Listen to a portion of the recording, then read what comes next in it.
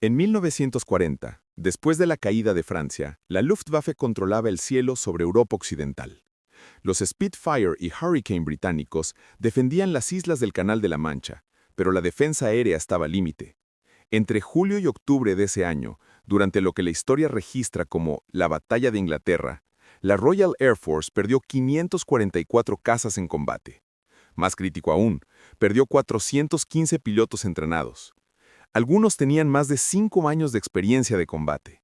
Reemplazarlos llevaría entre 18 y 24 meses, si es que la industria aérea británica podía entrenarlos antes de ser derribados. El problema no era solo táctico, era industrial y estratégico. La Alemania nazi producía cazas Messerschmitt Bf-109 a una velocidad que los británicos no podían igualar. La industria aeronáutica alemana entregaba 300 cazas mensuales en 1941. Gran Bretaña producía 180. Pero había una complicación adicional que muy pocos comprendían en ese momento: el aluminio. Material esencial para construir fuselajes de aviones, se importaba desde Canadá y otros territorios aliados. Los envíos cruzaban el Atlántico Norte en convoyes, atacados constantemente por submarinos alemanes. Desde septiembre de 1940, 35 cargueros aliados fueron hundidos solo en octubre, con pérdidas de aproximadamente 350.000 toneladas de carga. Esto significaba que las existencias de aluminio en Gran Bretaña caían cada mes en promedio un 12%. Los ministerios de aire y de guerra sabían que no podían mantener una producción sostenida de cazas de aluminio si los convoyes seguían siendo destrozados en el Atlántico. Una parada en la fabricación equivalía a una derrota en el cielo, y una derrota en el cielo equivalía a una invasión alemana en suelo británico. Mientras tanto, los pilotos británicos continuaban muriendo. En noviembre de 1940, el Escuadrón 92 de la RAF perdió 6 Spitfires en un solo enfrentamiento sobre la costa de Kent. 4 pilotos no regresaron. En diciembre, un bombardero alemán Heinkel HE-111 atravesó la defensa nocturna de Londres y destruyó un galpón de producción en Luton.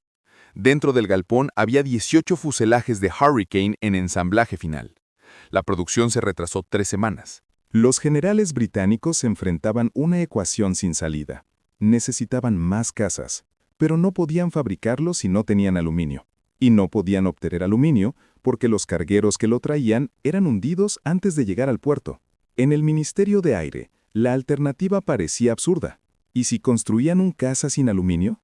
No de cartón, no de plástico, de madera, del mismo material que se usaba en los hangares aéreos, en las alas de los planeadores de entrenamiento, en estructuras civiles, roble, abeto, contrachapado de abedul.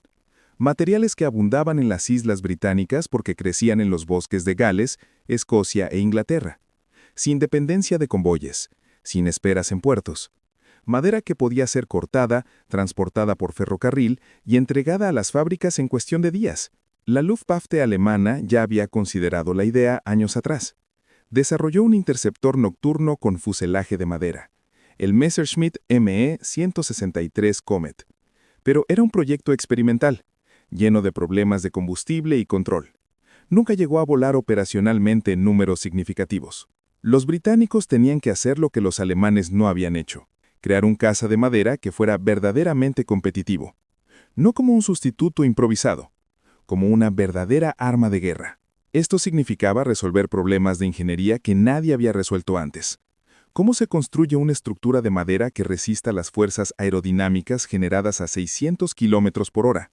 ¿Cómo se protege la madera de la vibración continua de motores Rolls-Royce? ¿Cómo se mantiene la estanqueidad del fuselaje si el material se expande y se contrae con cambios de humedad y temperatura? Y había otro problema más grave. Los pilotos alemanes conocían los efectos del fuego de ametrallador en la madera. Las balas de 7,92 milímetros atravesaban capas de contrachapado como si fuera papel. Un Bf-109 podía desintegrar un fuselaje de madera en segundos con ráfagas de sus cañones MG-151. Pero el tiempo jugaba contra Gran Bretaña. Para enero de 1941, la RAF había perdido 915 cazas desde el inicio de la guerra. Esto no era sostenible. Las pérdidas de pilotos continuaban aumentando. Los aviones de reemplazo llegaban cada vez más lentamente. La pregunta era simple, brutal y necesaria. ¿Podían los ingenieros británicos construir un avión de madera antes de que Gran Bretaña no tuviera pilotos suficientes para defenderla, la respuesta determinaría si la isla podía seguir luchando, o si se rendería dentro de 12 meses. En febrero de 1940, Jaffray de Havilland, fundador de The Havilland Aircraft Company, recibió una carta del Ministerio de Aire de Gran Bretaña. No era una solicitud formal, era una pregunta directa. ¿Podría su fábrica construir un avión de combate de madera en lugar de aluminio? Jaffray de Havilland tenía 57 años y era un ingeniero reconocido. Había diseñado aviones civiles de larga distancia, incluido el Comet Express, que operaba rutas comerciales hacia Sudáfrica, pero nunca había construido un caza militar, y nunca en madera a esa escala. La propuesta llegaba desde oficiales del Air Ministry que comprendían la crisis de materiales, pero también había resistencia interna. Los fabricantes de aluminio se oponían. Los pilotos de la RAF creían que un avión de madera sería demasiado lento, demasiado frágil, demasiado inferior a un Bf-109. Los militares británicos, acostumbrados al metal, veían la madera como un paso atrás, no hacia adelante. De Havilland decidió proceder de todas formas. Su equipo de diseño estaba liderado por Claude Cassidy Walker, ingeniero jefe de proyectos. Walker era un especialista en estructuras aeronáuticas que había trabajado con madera en proyectos civiles anteriores. Lo acompañaba en J.E. Dalton, responsable de sistemas de control, y un grupo de dibujantes técnicos que trabajaban en Hatfield, Hertfordshire, en una fábrica que llevaba casi 30 años produciendo aviones de madera y metal. El primer obstáculo fue conceptual. La madera no era un sustituto de segunda categoría del aluminio, era un material diferente con propiedades diferentes. El aluminio tiene un módulo de elasticidad de aproximadamente 70 gigapascales. La madera tiene entre 8 y 12, dependiendo de la dirección de las fibras. Esto significaba que, bajo carga, la estructura de madera se deformaría más. Para compensar, el equipo de Hatfield decidió usar contrachapado de abedul fino, apilado en múltiples capas, con orientaciones cruzadas. Esto distribuía las fuerzas lateralmente. También eligieron usar resinas fenólicas como adhesivo, material desarrollado por químicos británicos durante la década de 1930. La resina fenólica resistía la humedad, el calor y la vibración mejor que los adhesivos tradicionales. El fuselaje sería construido en dos mitades. Cada mitad se formaría sobre moldes de madera, capas tras capas de contrachapado pegadas con resina y presionadas en autoclave a 15 libras por pulgada cuadrada. El proceso no era rápido, pero era reproducible, y podía hacerlo cualquier carpintero entrenado, no solo metalúrgicos especializados. En abril de 1940, Walker presentó los primeros dibujos. El avión tendría un fuselaje de 41 pies de largo, alas de 54 pies de envergadura, y pesaría apenas 7.500 libras en versión armada. Para comparación, un Spitfire Mk2 pesaba 6.400 libras, un Bf-109E 5.800. El avión de madera sería más pesado, pero el equipo de Hatfield planificaba equiparlo con dos motores Rolls-Royce Merlin, el mismo motor que impulsaba al Spitfire. Dos motores significarían el doble de potencia. Los cálculos preliminares mostraban una velocidad máxima teórica de 610 km por hora. No era más rápido que un Bf-109F de 1941, que alcanzaba 636 km por hora, pero sería lo suficientemente rápido, y con dos motores tendría un alcance mucho mayor, hasta 2.150 km sin tanques suplementarios. La construcción del primer prototipo comenzó en julio de 1940 en un edificio de ensamblaje separado de Hatfield. El nombre asignado al proyecto era Mosquito. Era un nombre trivial, elegido sin intención de simbolismo, pero servía para mantener el proyecto en secreto. Nadie se preguntaría sobre un avión llamado Mosquito. Los carpinteros y aprendices que trabajaban en el proyecto no sabían inicialmente que estaban construyendo un avión de guerra. Algunos creían que trabajaban en piezas para planeadores de entrenamiento. La seguridad operativa era absoluta. El primer prototipo designado W4050 llevaba 6 meses en construcción cuando surgieron los primeros problemas. Las capas de contrachapado mostraban grietas microscópicas donde había juntas. Las vibraciones de los motores Merlin en los bancos de prueba causaban deformaciones impredecibles en la estructura. Walker encargó pruebas de materiales específicas. Un laboratorio de Bristol probó muestras de contrachapado bajo cargas cíclicas continuas a temperaturas que simulaban el calor del fuselaje durante vuelo prolongado a altitud. Los resultados fueron desalentadores. La resina fenólica comenzaba a deslaminar después de 500 horas de ciclos de vibración. La solución vino de un químico de la empresa, quien propuso modificar la resina fenólica con aditivos que aumentaban su flexibilidad. El nuevo adhesivo, designado oficialmente como Tego en los registros de la fábrica, permitía microdeformaciones sin ruptura. Las pruebas posteriores mostraron que el nuevo Tego resistía 2000 horas de vibración continua sin fallo. En octubre de 1940, el fuselaje principal del prototipo W4050 estaba a 85% completo. Los alas habían sido ensambladas. Los sistemas hidráulicos, eléctricos y de combustible estaban instalados. El tren de aterrizaje, fabricado en acero y aluminio, era el único componente de metal importante. Los pilotos de prueba seleccionados para el proyecto eran veteranos de combate. John Cunningham era un escuadrillero que había derribado 5 aviones alemanes. Jeffrey Quill, piloto de pruebas jefe de Supermarine, también fue asignado. Ambos sabían que estaban a punto de volar en un avión experimental sin precedentes. Lo que ninguno de ellos sabía era que en Berlín, los servicios de inteligencia alemana ya sospechaban que los británicos estaban desarrollando algo, pero creían que era un bombardero ligero. Nunca imaginaron que era un caza. El 25 de noviembre de 1940, a las 15:45 horas, Jeffrey Quill se sentó en la cabina del prototipo W4050 en el aeródromo de Hatfield. Llevaba 30 minutos de pruebas en tierra. Los 2 motores Merlin funcionaban con potencia reducida. Las temperaturas eran normales. La presión hidráulica estaba dentro de los parámetros. Quill comunicó al control de tierra que iniciaba el despegue. Los motores fueron acelerados a 2.850 revoluciones por minuto. El avión comenzó a rodar sobre la hierba del aeródromo. 60 metros.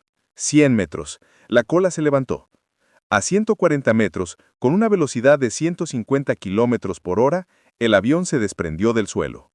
Durante 34 minutos, Quill voló al Mosquito a altitud baja, entre 300 y 600 metros. Probó las superficies de control. Testeó el comportamiento del avión con cambios graduales de inclinación. El fuselaje de madera no vibró. Las alas no mostraron comportamiento inestable. A los 20 minutos de vuelo, Quill aumentó la potencia a 3.000 revoluciones por minuto. La velocidad llegó a 480 kilómetros por hora. Descendió a 200 metros para pruebas de baja altitud. La estructura se comportó normalmente. Los controles respondían con precisión. La madera no se deformaba bajo las fuerzas aerodinámicas. Después de 34 minutos, Quill descendió en Hatfield. Cuando salió de la cabina, el primer comentario fue directo. Es un avión sólido, vuela bien. Pero los primeros datos técnicos revelaron un problema. Los 2 motores Merlin no producían la misma potencia. Uno generaba 1.460 caballos de fuerza, el otro apenas 1.390. Esto causaba un desequilibrio lateral que Quill había compensado inconscientemente ajustando los alerones. El equipo de ingeniería de Rolls-Royce inspeccionó ambos motores. Encontraron que los inyectores de combustible en el segundo motor estaban sucios. Fueron limpiados. Las pruebas posteriores mostraron igualdad de potencia. En diciembre de 1940, el Mosquito completó 16 vuelos de prueba. La velocidad máxima registrada fue 618 km por hora a 5.700 metros de altitud. Era más rápido de lo calculado. La estructura de madera no presentaba fatiga. No había grietas ni deformaciones permanentes en ningún componente. En enero de 1941, el Air Ministry autorizó la construcción de 50 aviones adicionales. Esto no era una orden de producción masiva, era una evaluación operacional. Significaba que el Mosquito entraría en servicio real con la RAF, pero en números limitados. Si fracasaba en combate, la producción se detendría. Si tenía éxito, se ordenaría una producción a escala industrial. La primera unidad operativa fue el Escuadrón 105 de la RAF, basado en Huntsdon, Essex. Recibió sus primeros 4 Mosquito en mayo de 1941. Los pilotos fueron veteranos de combate. El teniente Wing John Martindale, el teniente Hughie Edwall Edwards, el teniente Donald Stevenson y el teniente Bertie Oxier. Todos habían derribado aviones enemigos. Todos tenían experiencia en combate aéreo. Las primeras misiones fueron vuelos de reconocimiento fotográfico. El Mosquito, sin armamento, volaba bajo y rápido sobre territorio controlado por Alemania. Su velocidad de 618 km por hora era suficiente para escapar de los cazas alemanes. Los Bf-109 de 1941 podían alcanzar 636 km por hora, pero no a baja altitud. A 300 metros, donde volaba el Mosquito, el comportamiento aerodinámico del Bf-109 se degradaba. La velocidad máxima se reducía a 560 km por hora. El primer Mosquito fue derribado en junio de 1941. El teniente Stevenson volaba una misión sobre París cuando fue interceptado por un Bf-109 del Oberführer Adolf Galland. El Mosquito fue alcanzado por ráfagas de cañón. La bala pasó a través del ala derecha, causando un agujero de 30 centímetros. El fuselaje de madera no colapsó. El ala no se desprendió. Stevenson llevó el avión de regreso a Huntston y aterrizó con seguridad. El análisis del daño fue revelador. La bala había atravesado 12 capas de contrachapado de abedul con adhesivo tego. La madera había absorbido la energía del impacto sin fractura catastrófica. Si hubiera sido un fuselaje de aluminio de espesor comparable, la bala habría causado un agujero limpio y probablemente habría dañado sistemas críticos detrás del orificio de entrada. Pero la madera había deformado localmente, disipando la energía. En agosto de 1941, el Mosquito recibió armamento. Se montaron 4 ametralladoras Browning de 7,7 milímetros y 4 cañones Hispano de 20 milímetros en el morro. La primera versión de combate fue la Mosquito Mk2. El 6 de agosto de 1941, el teniente John Martindale participó en una patrulla de combate cerca de Ámsterdam. Interceptó un bombardero alemán Heinkel 111 que volaba a 4.200 metros. Martindale atacó desde atrás. Disparó las ametralladoras. El Heinkel 111 viró bruscamente. Martindale siguió la maniobra. El fuselaje de madera del Mosquito se deformó bajo las fuerzas G, pero no se rompió. Martindale disparó los cañones Hispano. 30 proyectiles de 20 milímetros golpearon el Heinkel 111. El bombardero fue desintegrado en el aire. Martindale regresó a Huntston. Había obtenido la primera victoria aérea documentada de un caza de madera. En septiembre de 1941, el Escuadrón 105 recibió 6 Mosquito adicionales.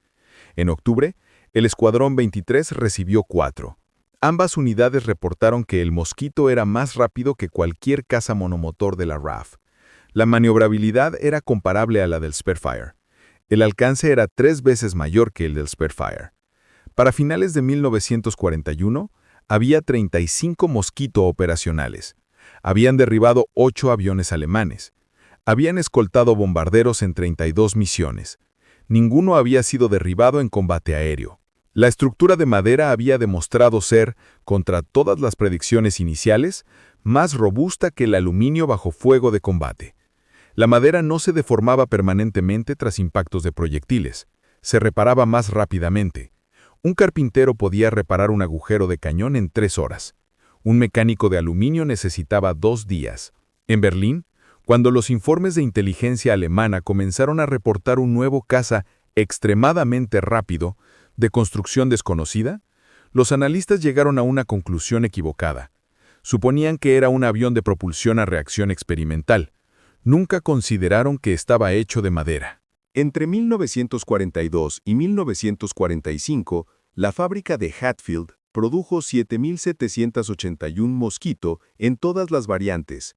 De Havilland expandió la producción a Toronto, Canadá, donde se fabricaron 1.134 unidades adicionales. Australia produjo 212 en licencia. En total, se construyeron 7.781 aviones de madera en 5 años. Esto no era una producción marginal, era industrial. El Mosquito llegó a representar el 7.3% de todos los cazas de la RAF entre 1942 y 1943. Para 1944, la proporción aumentó al 14.8%. El avión que los altos mandos británicos habían considerado un sustituto de emergencia se había convertido en uno de los cazas más producidos y más respetados de la guerra. Las bajas del Mosquito fueron bajas. Entre 1941 y 1945, 619 Mosquito fueron derribados en todas las operaciones. De estos, 410 fueron perdidos en combate aéreo o por fuego antiaéreo. 209 fueron perdidos en accidentes operacionales. Comparativamente, el Spitfire, el caza más producido de la RAF, con 20.351 unidades, sufrió 4.825 pérdidas en combate. La tasa de pérdida operacional del Mosquito era 3.2 veces menor que la del Spitfire por avión construido. El Mosquito fue empleado en múltiples roles: cazabombardero, interceptor nocturno, bombardero de precisión, avión de reconocimiento fotográfico. En cada rol demostró capacidades que los aviones de aluminio no podían igualar. Como cazabombardero, el Mosquito podía llevar 500 kilos de bombas y mantener una velocidad de 545 kilómetros por hora. Esto le permitía escapar de la defensa aérea alemana, con cargas de bomba. Los bombarderos medios británicos convencionales como el Avro Manchester viajaban a 450 kilómetros por hora cargados. Eran más vulnerables. Como interceptor nocturno, el Mosquito fue equipado con radar aerotransportado. El sistema de control de fuego permitía al piloto y al operador de radar detectar bombarderos alemanes nocturnos Dornier 217 a distancias de hasta 3.000 metros. Entre enero de 1942 y mayo de 1943, los Mosquitos nocturnos derribaron 178 aviones enemigos sobre Gran Bretaña. Las pérdidas fueron menores a 30 Mosquito. El impacto operacional era claro. Un único Mosquito podía reemplazar la función de 3 Spitfire o 2 Bf-109 en términos de versatilidad. Pero el factor crítico era la producción industrial. La madera era abundante.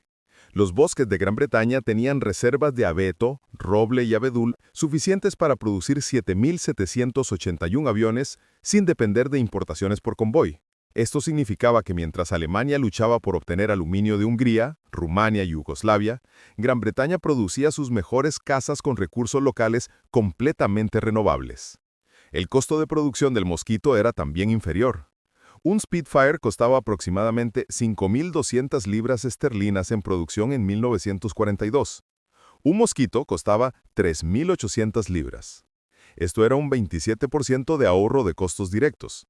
En términos de mano de obra, un Mosquito requería 1.840 horas de trabajo. Un Spitfire requería 2.140 horas.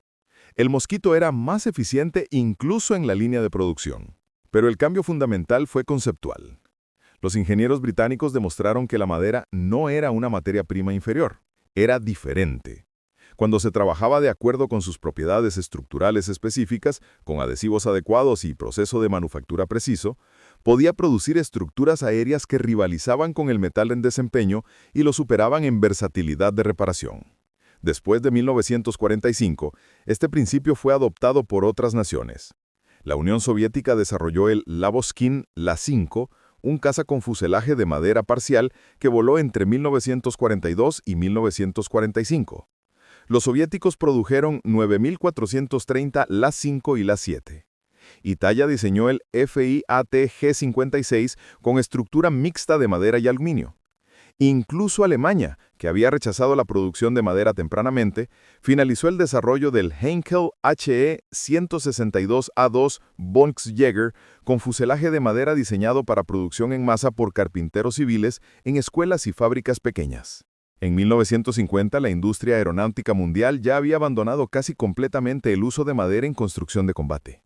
El aluminio de aleación, el acero y luego la fibra de vidrio se convirtieron en los materiales estándar. El jet turbina reemplazó al motor de pistón. Las velocidades transónicas demandaban estructuras que solo el metal podía proporcionar.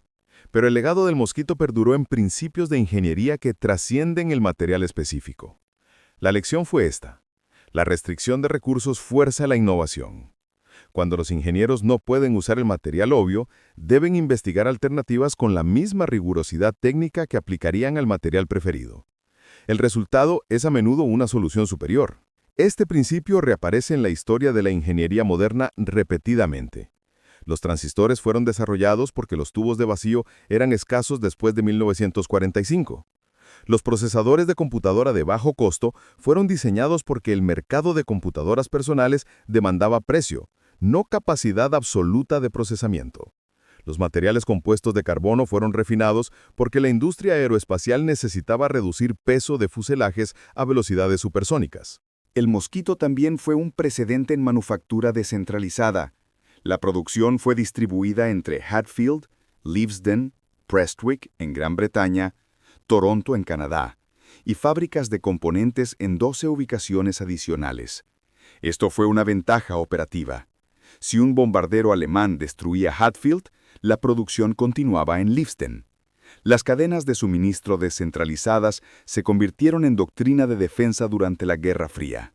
Entre 1955 y 1960, los ingenieros de Havilland utilizaron la experiencia del Mosquito para desarrollar el de Havilland Comet, el primer avión comercial a reacción. No era de madera, pero los principios de manufactura eficiente y confiabilidad bajo vibración fueron aplicados directamente. El Comet voló 2.9 millones de horas de vuelo comercial sin fallos estructurales relacionados con fatiga de materiales. Lo que el Mosquito reveló no fue simplemente que la madera podía volar a velocidades de combate, fue que la ingeniería es, en esencia, una ciencia de restricciones. Cuando un ingeniero enfrenta límites de recursos, tiempo o material, su tarea no es buscar excepciones a esos límites, es entender cómo operan esos límites y construir dentro de ellos con precisión. En 1941, los oficiales alemanes que analizaban los reportes de combate sobre este nuevo caza rápido llegaron a la conclusión de que era imposible construir un avión de esa velocidad con madera. Así que ignoraron los reportes. No era el avión de madera lo que los engañó. Era su propia suposición sobre cómo debía construirse un avión moderno. El Mosquito voló durante 25 años después de la guerra. El último fue retirado del servicio británico en 1955. Los historiadores militares lo clasifican como el tercer caza más efectivo de la Segunda Guerra Mundial, detrás del Spitfire y del Bf-109. Fue construido de un material que los expertos militares de la época consideraban obsoleto.